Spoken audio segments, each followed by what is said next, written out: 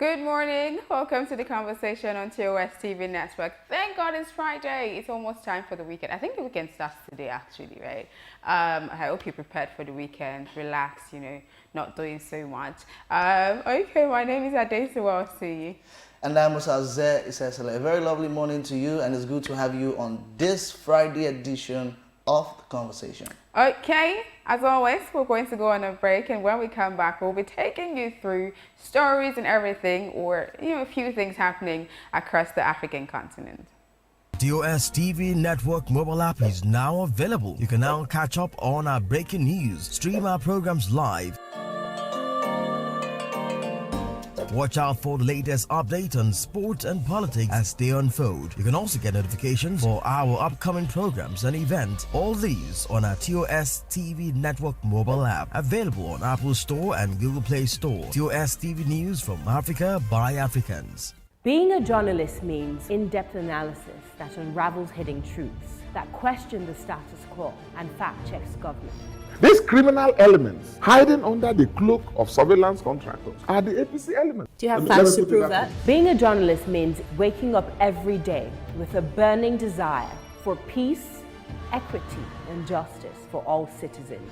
We're being told that the choice you have is to take the lesser of two evils. It means patriotism via the prism of objectivity and accountability.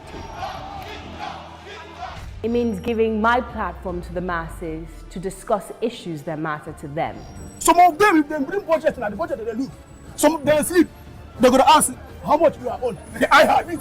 Thereby shaping government policies and laws. My name is Osasu Ignaja, and I am the People's Journalist. Welcome back. Now moving straight into development across Africa, starting from Ivory Coast, where former president and opposition leader of Ivory Coast, Henry Konan Bedi, called on Wednesday for a massive vote in the March 6 legislative elections. Former president and opposition leader of Ivory Coast, Bedi and Gbagbo's parties are in an alliance in a bid to take over control of the country's parliament. Bedi and Gbagbo did not recognize the October 2020 re-election of President Alassane Ouattara to a controversial third term, but nonetheless, they decided to participate in the legislative elections. All right, that takes us to Guinea, where Guinea continues to fight Ebola with mass vaccinations. Now, Guinea has continued its fight against the deadly Ebola disease with mass vaccination on Tuesday. This comes after the latest outbreak this month, which killed about 5 people in the southern eastern region of Nzerekore. Yeah, now there were about first cases in Guinea since 2013 and 2016 epidemic that killed about 11,300 people in West Africa. Now, the World Health Organization has sent about 11,000 vaccines this week, and they plan to even send about 8,000 more by next week. Okay, talking about vaccination, now to COVID-19 related stories. South Africa has announced plans to allocate $688 million for vaccines and over $750 million to boost youth employment in a bid to tackle the economic devastation caused by the coronavirus pandemic. Now, according to Finance Minister Tito Mboweni, in an annual national budget speech to the Parliament, she said this campaign allows us to emerge from the restrictions that we have experienced to economic activities. Money is particularly short for the South African government, as last year GDP growth contracted 7.2% and the country was already in the grips of a recession before the pandemic hit. But the finance minister said the economy would rebound 3.4% this year. In a statement, she said, "This year we face an exceptionally difficult balancing act." Okay, still around COVID-19 stories, we move over to Egypt, where Egypt approved Russia's Sputnik V vaccine for inoculation. Now, the Egyptian Drug Authority announced on Wednesday that it has approved the Russian Sputnik V a month after the start of the vaccination campaign. According to the statement that was posted on their Facebook page, and I read, the drug authority said it has given urgent approval for the use of both vaccines, that is both Sputnik V and AstraZeneca, imported from South Korea. Now, in the post, it said the number of vaccines that have not been given the green light for use stand at 4 after the Egyptian Drug Authority issued emergency licensing for Sinopharm and Covishield/AstraZeneca vaccines. All right, with that done, the developments across Africa done, we're going to go on a break, and in that time we're going to bring you COVID-19 updates from across Africa.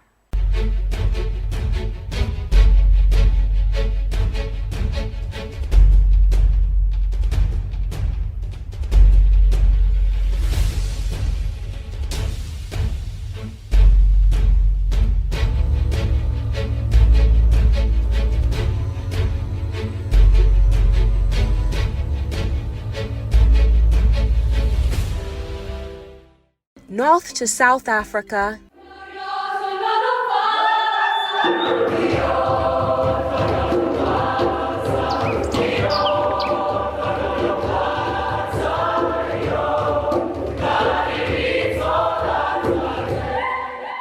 East to West Africa,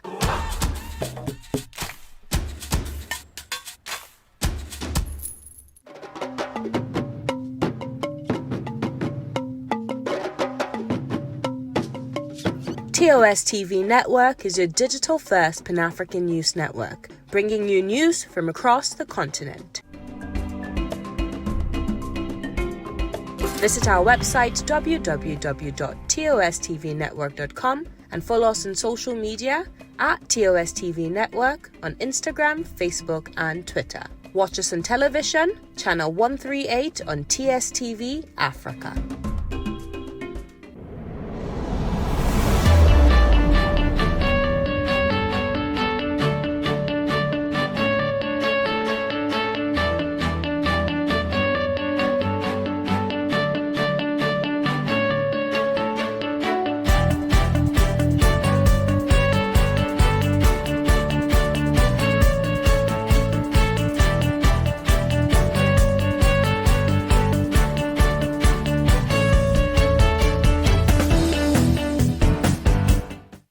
All right, welcome back to the conversation, reaching you live from Abuja, Nigeria on TS TV Network, your digital first Pan-African news network. And it's time for us to take our national dailies. I begin with News Direct, Nigerian News Direct. There's this story on page 3 that can be found on top of the newspaper. It says PDP leaders meet Fani Kayode amid alleged defection. About a few weeks ago, Fani Kayode was spotted with some leaders or some governors of the APC, and there's been speculations and of course accusations and counter accusations that he would be heading to the APC that he has greatly, I use the word greatly, criticized over the years. All right, so that story is on page 3, that PDP leaders meet Fani Kayode amid alleged defection. And next is plane crash, cheers as NAF buries officers. Yeah, the officers that died from the plane crash on Sunday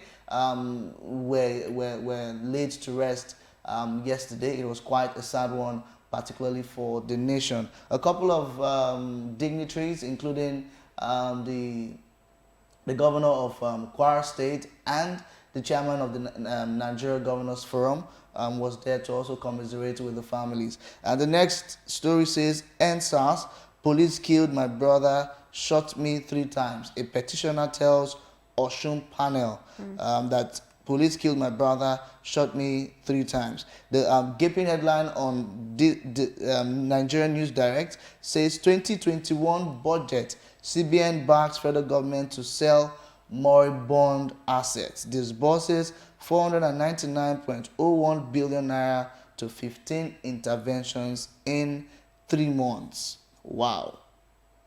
Under the 2 photos of the day, you find NCDMB inaugurates second batch of Project 100 companies. And you have Operation Puff Ada 11, police arrest 48 notorious criminal suspects. By the side, you have London Stock Exchange welcomes EcoBank Nigeria senior bond issuance.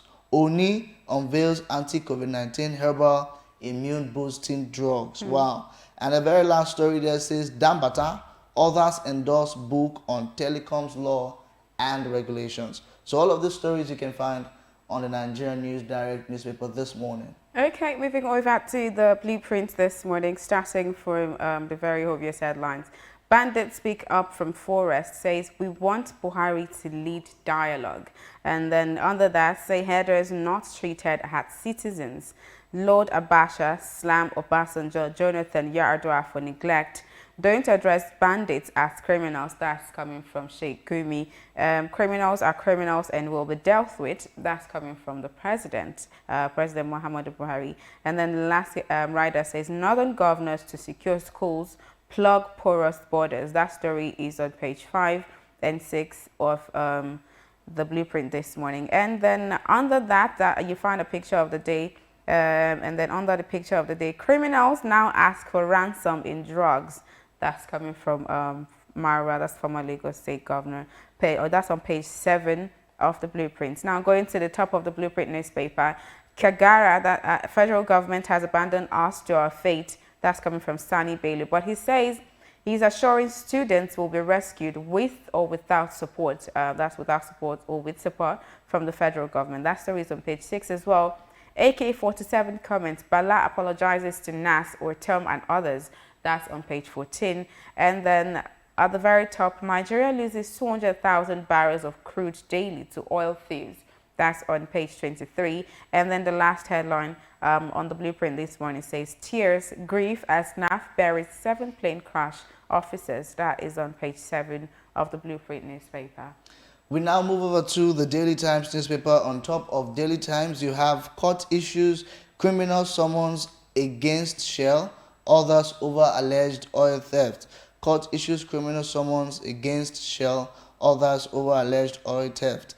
And the very gaping headline this morning says, jitters, anger, frustration as AGF redeploys 35 directors. Under the photos of the day, you have opening grazing. Open grazing no longer sustainable, Northern governors acknowledge. You have the next story you can find on page 3 of the Daily Times newspaper. It says strike. Nasu Sanu suspends strike.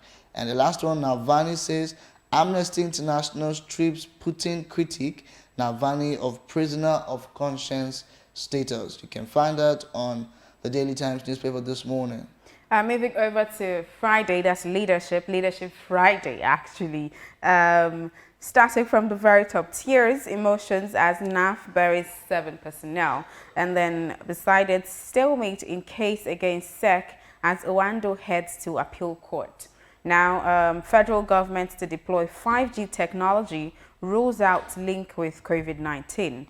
And then the very gaping headline on Leadership Friday is, no amnesty for bandits as President Muhammadu Buhari's PMB orders sustained onslaught.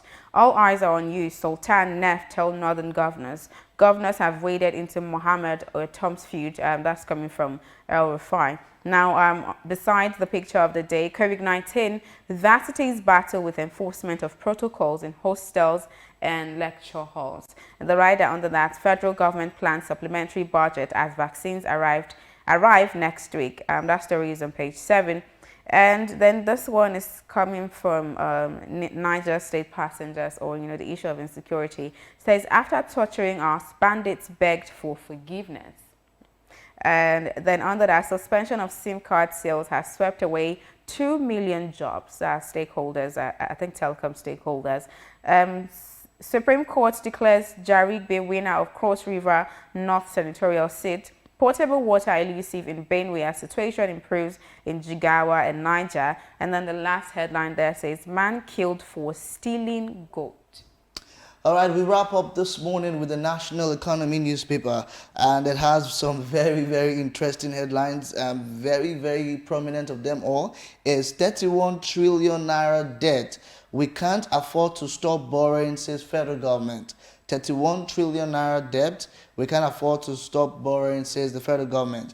Now you have 15 trillion naira infrastructure company. Nigeria shops for asset managers as PwC, KPMG, 2 others seek to be transaction advisors. The very last two stories there, which can be found on page 5, it says passage of PIB will unlock midstream gas opportunities, says Temipro Seva, the Minister of Petroleum Resources for State, says passage of PIB will unlock midstream gas opportunities. And the very last one says mismanagement. Reps insist MDs of ICO Fidelity pensions must appear before House. That wraps it up on our newspaper headlines this morning. But before we go, I'd just like to ask you at this one. Okay. How do you feel about that headline? The federal government says we can't afford to stop borrowing. Interestingly, I saw a tweet. No, not a tweet. First of all, I saw the news somewhere that I think it's on one of the headlines. I think yesterday that the debts that Nigeria is accumulating is going to be repaid by the unborn children. Well, because technically we're the ones that are going to feel the brunt of the thing, because they're going to increase taxes, increase tariffs, increase. We're going to have increase in maybe even household goods. Everything is going to be increased because there has to be money somewhere to get the money to pay back. The other time it was from people's pensions that they had saved, that the federal government wanted to take money from to repay debt, and then we had increase in bank charges because of all of that. We're still the ones that are going to feel the brunt. So if you ask me how I feel that the government says they can't stop borrowing, it's upsetting. It's really upsetting. My personal opinion, I really regard that statement as very irresponsible of the government. Because I don't know. We have money to do so many irrelevant things, so many irregularities. Why don't you cut budgets on lots of lawmakers, whatever their personal... Let's not go there. Okay, let's not go there. Let's not go there. But I think there are places to actually get money from. There are things to actually, look into. Instead of, going to keep borrowing, and then Nigeria is going to keep, being in debt. And there was something I saw on Twitter one time that very soon Nigeria is going to be owned by China because we borrowed and we can't repay. So they have to just buy the country or something like that. Okay, you should know that the conversation is riveting, interactive, and of course very conversational as it is. So do head on to our social media platforms on Facebook, Twitter, and Instagram at TOS TV Network and tell us what you think about the headlines we've raised this morning. Let's keep the conversation going. It will be time for us to go for a very quick break, and when we come back, Adesua will take us through what is trending on social media. Do stay tuned.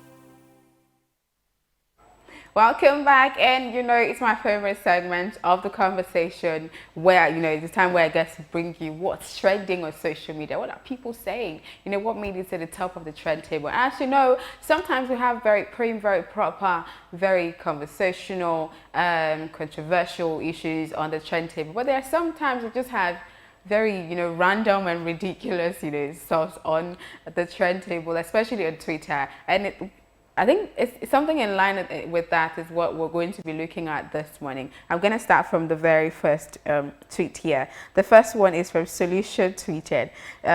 She says, as you they give me motivational speech, try they do transfer to, because not be motivational speech I go chop. So while you're trying to motivate me to do things, please remember that I do need money as well. So don't try to motivate me and then just the problem with that, motivation is not bad, of course. Yeah, of course not. Like I can't remember his name now, but there's a popular scholar. I think it should be Zig Ziglar or so. Yeah. That said that motivation is like taking your bath daily. You know, if you are not going to refrain from taking your bath daily when you wake up, when you wake up every morning, you shouldn't refrain from seeking motivation. But however, the challenge is translating your motivation to, you know. Yeah, I get it. Yeah, so that's where it is. Okay, this one is from Abdul Qayyum. He says, your very close guys can be making waves, cashing out and spending all the billions in this world. Don't you ever feel entitled? It's their money, not yours. I think a lot of Nigerians. I love the way you stress the word ever. Because because I know a lot of Nigerians are on this table. It's like when somebody has money, you just feel like then they should, especially when you have a relationship with them, you just feel like I should have a share in this money. Why I should even ask him. Yes, he should know. You should know that should give us exactly. You know this kind of thing. But I sincerely, as a person, personally, I detest entitlement mentality, even in relationships. Yeah, no, terrible. And when I'm saying relationships now, I'm talking about even in romantic relationships. Some people feel people get comfortable in marriages, get comfortable in relationships, and they now feel like, oh, my partner should know what, you know. While that aspect of thoughtfulness is expected of your partner, it is not a given, you know, that at all times they should, you know, okay, let me put it this way. Let's say you're in a relationship with a guy, and you know the guy says, this one, I'm having some technical financial issues. You know how these guys normally, we normally come, exactly. you know, that kind of stuff. And you say, okay, I can give you about 250K. And you're like, okay, as my guy, I want to know when you're going to give me this money so I can plan myself and all that. And the guy says, oh, I'll give it to you, let's say, in April. This is February, and you're giving the money. March is gone, April is gone, May is gone, June is gone, July is gone, August is gone. The funny thing is that they don't talk about it. Yeah. Because they just feel like, it's my girlfriend now. Exactly. She's supposed to support me when I don't have. Exactly. Quite all right. If something happens and you don't meet up, you should be able to say, Adesua, I was supposed to give you this in April. It didn't happen, you know, so let's see how it goes. I'm going to try my best to make it in May. Rather than just keep mute. And then when you now bring the argument, they'll not be like, but from that time to this time, I've been dashing you money now. I've been giving you money now. So funny. This reminds me of my dad and my mom. Let me not go into it. Let me not go into it. Okay. The third tweet here says, it is a response to something, a headline that says, federal government passes new 10 trillion naira debt to unborn Nigerians. That was the headline. That was the headline you're talking about. And then this person said, Wahala for who they never born. Yo, easy. Yo, be easy, man. It's not going to be easy. Like, that's why I'm really sad. The fact that these things are expected to make us worry and feel bad, but at the end of the day, we're laughing it off. Nigerians are like that. We just try to make life. That's a news that should get any patriotic Nigerian thinking, where are we heading to in this nation? Exactly. Do you understand? But be it as it may, there is really nothing we can do as citizens except for the fact that we have to keep pushing. We have to be on our guard to keep pushing for accountability. I just hope the countries, you know, keep being livable for us Nigerians, you know, with all of this happening and everything that's going on. All right, that's so much we can take on what's trending on social media this morning. We'll go on another break, and when we come back, it's a bit time for the big story. Do stay tuned. TOS TV Network mobile app is now available. You can now catch up on our breaking news, stream our programs live, watch out for the latest update on sport and politics as they unfold. You can also get notifications for our upcoming programs and events. All these on our TOS TV Network mobile app, available on Apple Store and Google Play Store. TOS TV News from Africa by Africans. Being a journalist means in-depth analysis that unravels hidden truths, that question the status quo and fact-checks government. These criminal elements hiding under the cloak of surveillance contractors are the APC elements. Do you have facts to prove that? Being a journalist means waking up every day with a burning desire for peace, equity, and justice for all citizens. with being told that the choice you have is to take the lesser of two evils. It means patriotism via the prism of objectivity and accountability. It means giving my platform to the masses to discuss issues that matter to them. Some of them, if they bring budget and the budget they look, some of them sleep. They're going to ask how much you are on. I have it. Thereby shaping government policies and laws. My name is Osasu Igbenegbu, and I am the People's Journalist. To urge the President and Commander-in-Chief of the Armed Forces, President Muhammad Buhari, GCFR, to, as a matter of urgency, declare a state of emergency on insecurity in Nigeria. If a state of emergency is declared, it's going to give the government almost unfettered access to resources in terms of money to be used, to fight insecurity.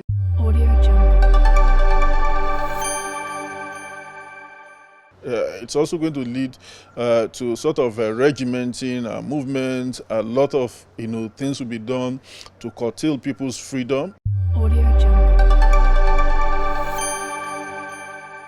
So people must understand that just mouthing the declaration of a state of emergency is not really the thing that is going to address issue of insecurity in Nigeria. If you declare state of emergency and you don't have all the wherewithal, you don't have the resources, manpower, you don't have the financial to fight it, declaring state of emergency, against insecurity will amount to practically nothing.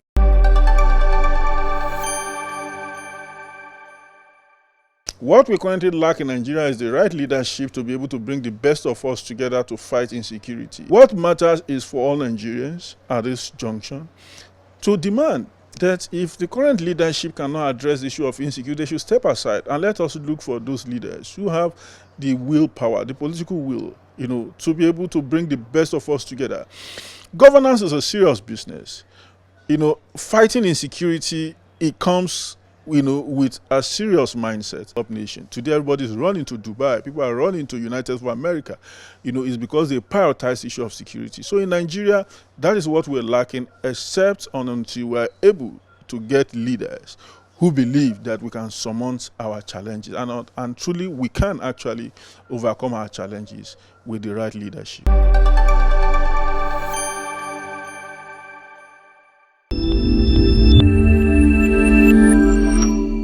All right, welcome back. It's now time for the big story. Today it's Friday, and not like we're tuning it down on the show, but we're looking at entertainment, of course, how entertainment has been in Africa and, of course, back here in Nigeria. And we have a special guest that will be joining us this morning. We'll be looking at, of course, the just concluded Headies Awards in Nigeria that is made for the Nigerian music industry. We'll look at that awards, and from there we will look a little about his music journey and, of course, what music looks like in Nigeria, what the industry looks like here in Nigeria. So joining us on the show this morning on the big story right here on The Conversation, TOS Television, your digital first Pan-African news network, we have Replay, a music artist, and of course a music artist in the record label Anta World Records. Replay, you're welcome to the show. Thank you very much. All right, Adesua, we're looking at the Headies, okay, and the just concluded Headies. First of all, let's start with the awards itself before we go into the categories. What can you say? I think Headies have been done for the past 14 years. 14 years, yeah. Now, this is the 14th edition. What is your appraisal as a music artist? What is your appraisal of the awards so far for the last 14 years? How far do you think they've come?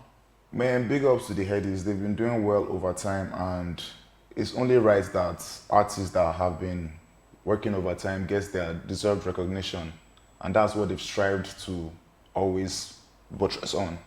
You get me? So this past Headies, I didn't really follow up, but I've been following up the other ones. But I know that in this year's category, the next rated, I think it was to Omale, and a bunch of other. Everybody in that category was exquisite. Like, I love everybody in that category, but now like, as an artist who put in a lot of hard work every day to get your music out there, what can you say music award does to you? What does it do to the industry? What does it do to the artist? You know, what is the importance of having a music award? Like we have, Headies, there are a couple of other awards in Nigeria. There's Sound City, MVP. There's also, in Africa, there's also Afrima awards now. So what does this award really do to you as a music artist and to the industry? To just summarize it, I'll say the award encourages the artist to go harder in his area of specialization, basically. Okay. Yeah. So if you're going to go by that, does it not mean that if you're nominated in a category and you didn't win, does it say now that you haven't been doing so much or you didn't do enough? Now you've been doing well, like you said, you are even nominated in that category, so that alone is a win for you. You get me? So that's like motivation for you to be doing better. Okay. Yeah. I know when it comes to awards in Africa, there are times when somebody puts in so much, and an artist, you feel like the artist is doing so much, you know, in the music scene, maybe in a year, and then you have award ceremonies, and the persons were not even nominated. I think that happened a lot to Burna Boy in initial stage. When he was putting out so much, but award categories, you never see him on the nomination. I would like to say this. Now to add to that, so you can now respond together. Okay. A lot of people have said that it's opinion anyway, that the Headies Award is a Lagos award that the sideline artists from Port Harcourt, artists from the South, from the East, and all of that. So responding to what Adesu has said, like if you don't get nominated after putting a lot of work, and also side by side what I just said, do you think that all of these things are correct? As an artist, you don't have to work so hard and live your whole life depending on awards to feel recognized. Okay. Brilliant. You get me? So most times I feel like the best way for you to level up your recognition level is through your fan base, through your audience. If you see that you have a lot of people that are actually following you up, that's fine. Like that's an award on your own side to me. You get me? So just keep pushing. Your fan base will definitely grow and you get what you deserve regardless. An award doesn't determine whether you're the best artist. Just do you know within yourself that you're doing the best that you can do, and just be content, basically.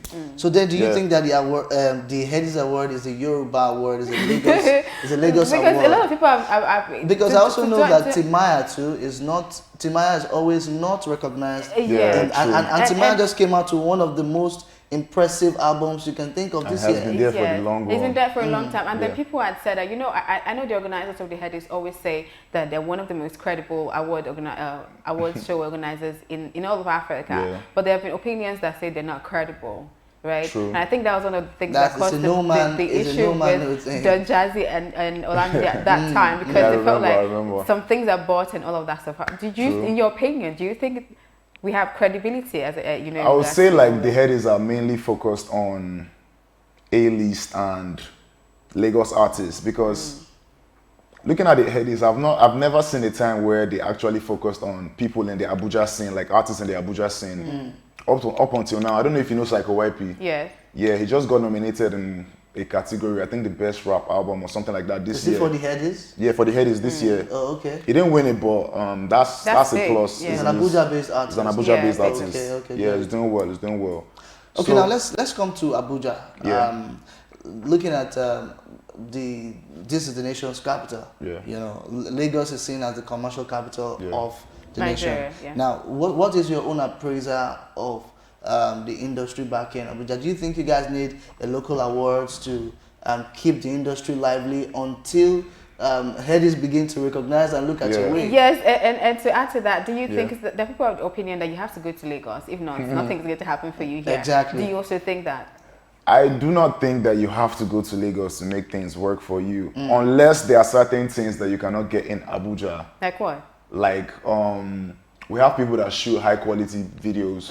We have I'm not saying we don't have them here, but I feel like in Lagos you have easier access to all that. Because we just shot a video of a song, Back to Kalakuta, off our album. We had to go to Lagos to shoot that because it was easier, everything was there for us. But Abuja is the future, if you ask me. Abuja is the future. Like, we have artists doing their thing out here. We also have like there's this award that just came up, I think the Capital Awards or something like that. They are recognizing artists. I mean, that's a plus on our side too. So over time, the world is going to know about Abuja. Abuja is the future. Just watch me, mark my words. But Yeah. where is Abuja as if we're going to make a comparison between Lagos and Abuja? Okay. Where would you say Abuja is at right now? Man, Lagos is far ahead. We know that. But Abuja, Lagos is crowded, man. Lagos is crowded. Abuja is just densely populated with artists, but their creativity is on another level. Okay. You get me? They are not just focused on one genre of music. Okay. You get me? Lagos is mainly Afro-pop. We have rappers and everything there, but in Abuja, we have drill artists. Do you know the drill sound? No. Yeah, there's this drill genre of sound that is happening now. I don't know if you've heard I See, I Saw. Yeah. That sound, Abuja has that kind of sound too. Okay. So it's just a matter of time before everything blows up. Okay. Yeah. Let's get back to the headies now. Let's get back to the awards. headies. Let's get back to the winners list, right? Yeah. I know you did say Omale won the next rated category. Next rated. I saw it online. Against Terms, Oxlade, and Bella Shmurda. Yeah. And then there's a controversy. You know, there's always a controversy with Wizkid and Davido. Yes. Wizkid won the Artist of the Year against Davido. I think Mayor Kun and Burna Boy. Yeah. Right. Yeah. And then there's another. Bad Boy Sims Rookie of the Year and all of that stuff. Yeah. Who would you say, in your opinion, do you think that they should have actually casted that, that category? They should have won in those categories? I think, in my opinion, Omale was the right person to win the next rated. Okay. And my reason is because he's been dropping back-to-back hits. He has been consistent, and he Yeah. has 2 projects that are out. Okay. Oxlade, Bella Shmurda, they all deserve it. I'm not trying to downplay anybody. You get me? But if you're trying to look at statistics and who has actually been working the hardest, I'm not, like I said, I'm not downplaying anybody. But I'm judging off the bodies of work that they have out. Yeah. I think Oxlade just has one body of work out that we know of, and that's Oxygen, right? Yeah. I think that's, So that is why I feel like Omale deserves that. Okay. Burna Boy is a king, man. He's a king. So, and he knows that these awards, they've been biased from time. So I'm sure it doesn't even move him because he knows that his fans are with him. Yeah, he's international, he's global.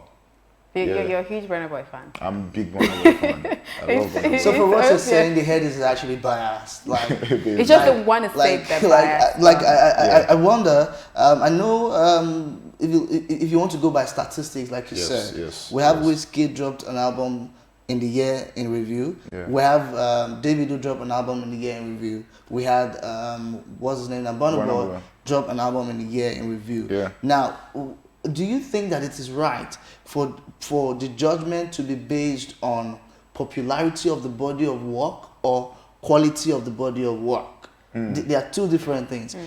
When Wizkid brought his own album, his fans vibed to it, it was out there. When Davido did same thing, I think Davido had the highest streams on Audiomack in all of these 3 albums. It shows popularity. But does that show quality? That's a tricky question. That's a very tricky one because Davido's fan base, Wizkid's fan base, they are very, very, very strong. Yeah. Okay. So I feel like no matter what they put out now, their fans are still going to love it, regardless of what it sounds like. Whether the quality is weak or not, they are going to love it. As far as it's coming out of Davido and Wizkid's mouth. Yeah. But when you're talking about premium contents and quality, with the whole message thing and everything, I'll give it to Burna Boy. Okay. I can't put 2 of them above Burna Boy in that category.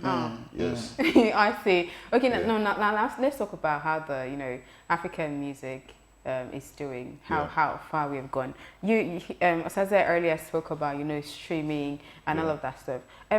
What would you say are the major challenges that we keep having in the African music scene? Because I know sometimes when artists put out work and then it's like I know David always has that issue where they say, oh, how can he have 1 million views on YouTube already or stuff like that? So what's the issue with streaming and views and what does it do really to a body of work?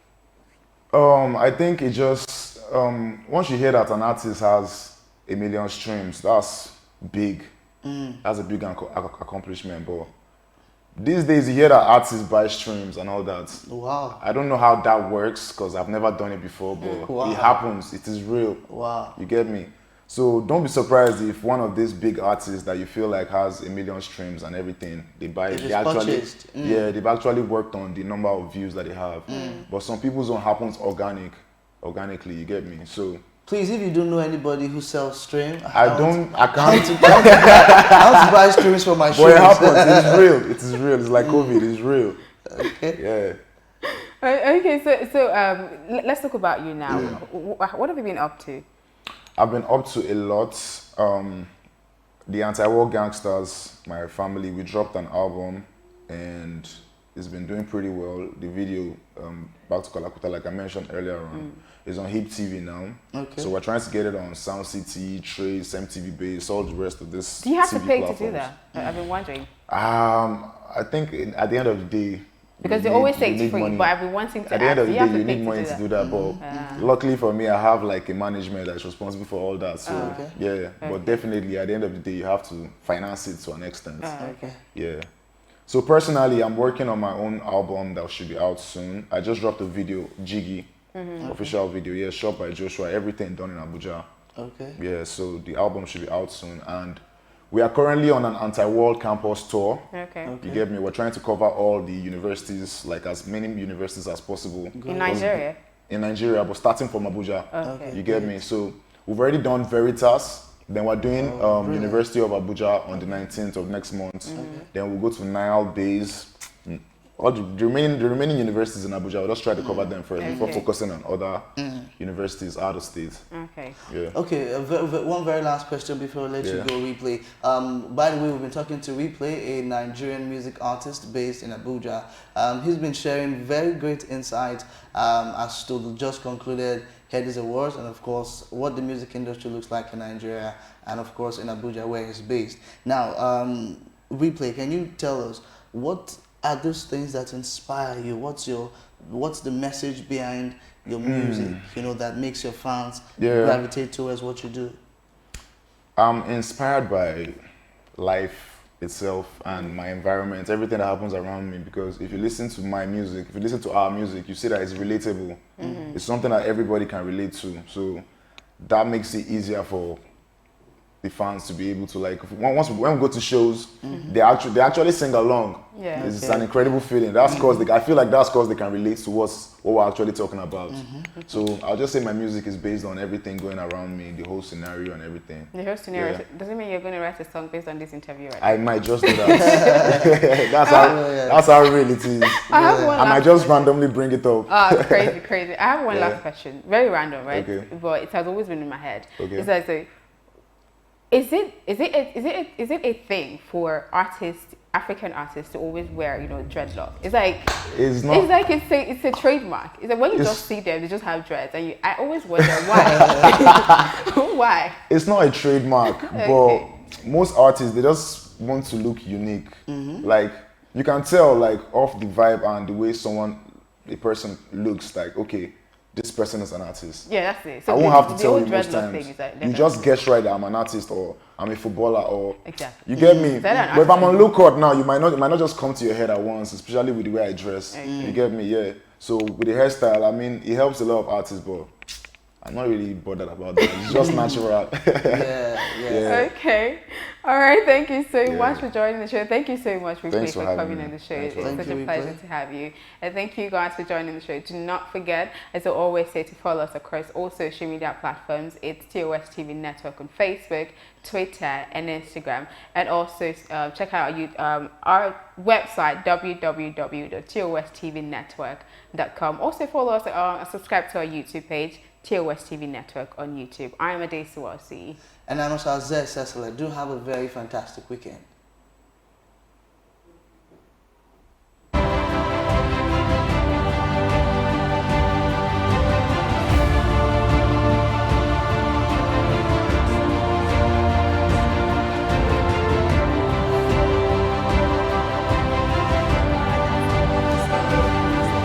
When we look at the issue of freedom to lead